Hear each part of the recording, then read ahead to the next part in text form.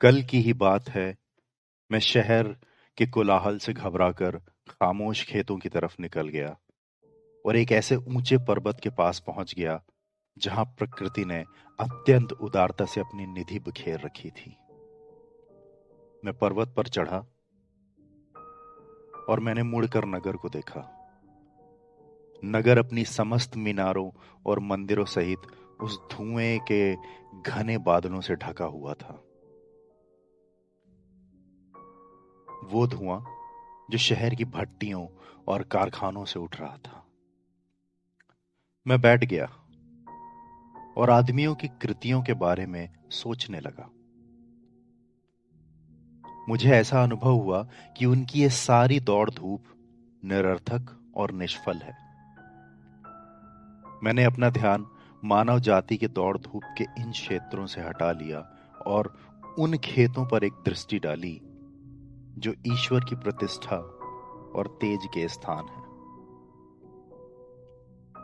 इन खेतों में मुझे एक कब्रिस्तान भी दिखाई दिया।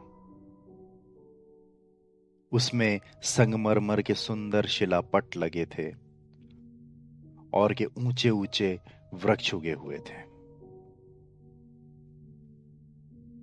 मैं जीवित मनुष्यों की बस्ती और कब्रिस्तान के बीच बैठा जीवन के अत्यंत संघर्ष, अनंत कोलाहल, अनंत मौन और मृत्यु की महान प्रतिष्ठा पर विचार कर रहा था।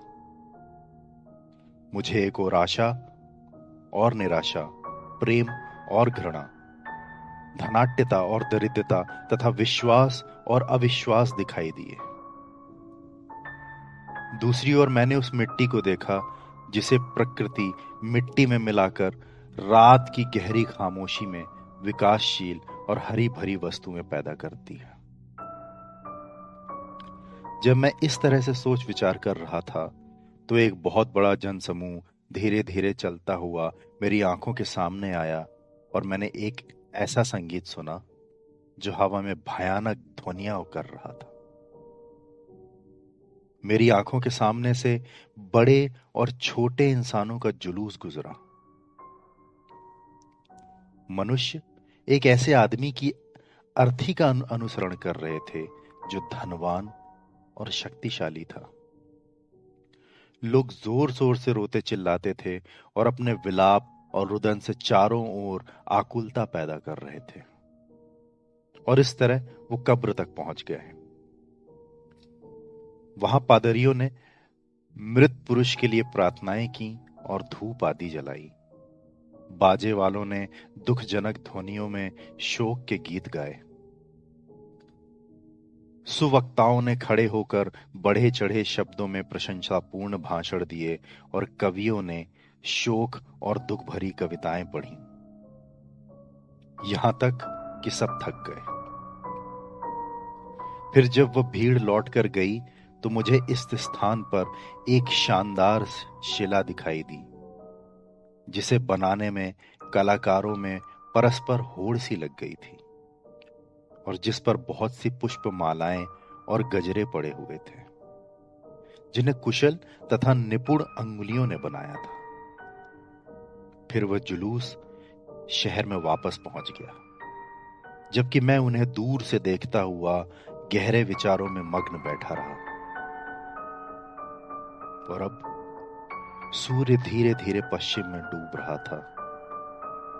चट्टानों और वृक्षों की परछाइयां लंबी हो रही थीं और वे प्रकाश की चादर को उतार रहे थे।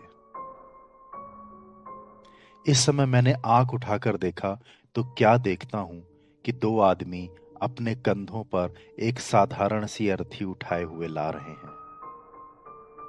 उनके पीछे एक स्त्री फटे पुराने कपड़े पहने चली आ रही थी। उसकी छाती से एक शिशु चिपटा हुआ था और उसके पैरों के पास एक कुत्ता था जो कभी स्त्री और कभी अर्थी की ओर देख रहा था। इस निर्धन तथा दीन मनुष्य की अर्थी के साथ बस इतने ही लोग थे। स्त्री के खामोश आंसू उसके हृदय के दुख और शोक को मुखरित कर रहे थे। शिशु इसलिए चिल्ला रहा था कि उसकी मां रो रही थी और वह स्वामी भक्त कुत्ता अपनी मौन वेदना को लिए हुए चला जा रहा था। जब ये लोग कब्रिस्तान में पहुंचे तो इन्होंने दूर ऐसे अलग कोने में एक गड्ढे में इस लाश को दफना दिया, जो इन संगमरमर की सफेद सुंदर कब्रों से बहुत दूर था। फिर वो खामोशी और उदासी के साथ वापस लौट आए।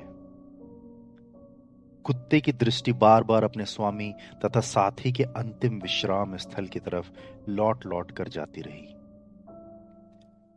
अंत में वो सब वृक्षों की ओट में आंखों से ओझल हो गए।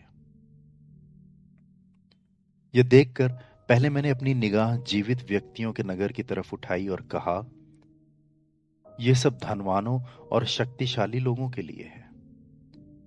फिर मैंने मृतकों की नगरी की ओर देखते हुए कहा, और यह भी धनवानों और शक्तिशाली लोगों के लिए है। और मैंने चिल्लाकर पूछा, हे प्रभु, बता दुर्बल और निर्धन जनों के लिए जगह कहां है? यह कहकर मैंने ऊपर आकाश की ओर दृष्टि उठाकर देखी तो डूबते हुए महान सूर्य की सुनहरी किरणों से शोभामान होता हुआ वो आकाश बहुत सुंदर लग रहा था। अब मुझे अंतरंग से यह आवाज सुनाई दी, उसका विश्राम स्थल यहां है, यहां।